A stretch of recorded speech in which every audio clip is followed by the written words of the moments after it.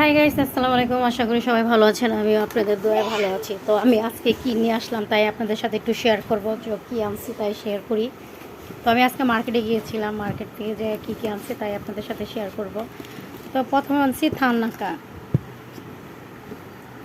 তারপরে আনছি চুল স্প্রে, চুল সিরাম, হেয়ার স্পা তারপর আনছি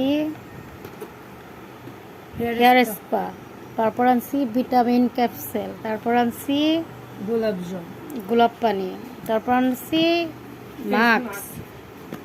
তো আজকে এইগুলো আনছি। তো এইগুলোর আজকে প্রোডাক্টের অনেক দাম ছিল, তাই আপনাদের সাথে একটু শেয়ার করলাম।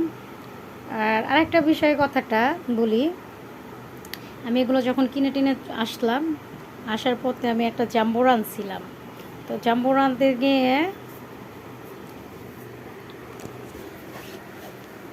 যখন আসার পথে জাম্বুরা আনতে গেছে, জাম্বুরা দেখে পছন্দ হয়েছে। তো লোকটাকে জিজ্ঞেস করছিলাম জাম্বুরাটা কয় টাকা।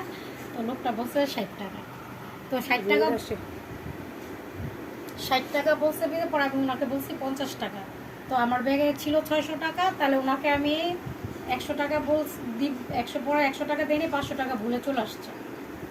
যখন উনি আমাকে 450 টাকা দিতেছিল, তখন ওনাকে আমি বলছিলাম যে আমি আপনাকে কয় টাকা দিচ্ছি। উনি বলছে 500 টাকা দিচ্ছে। পরে আমি আমার ব্যাগ খুলে দেখছি যে হ্যাঁ, আমি ওনাকে 500 টাকাই দিচ্ছি, 100 টাকা আমার ব্যাগে ছিল।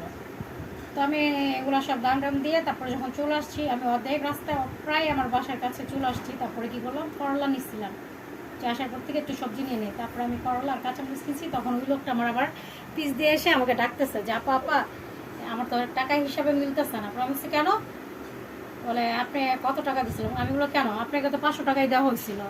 আমার ব্যাগে ছিল 600 টাকা, আপনাকে আমি 500 টাকা দিচ্ছি, 100 টাকা তো আমার ব্যাগে ছিল, আপনি আমাকে 450 টাকা দিচ্ছেন, তাহলে আপনার হিসাব কেন মিলতেছে না? সেটা তো আমি জানি না।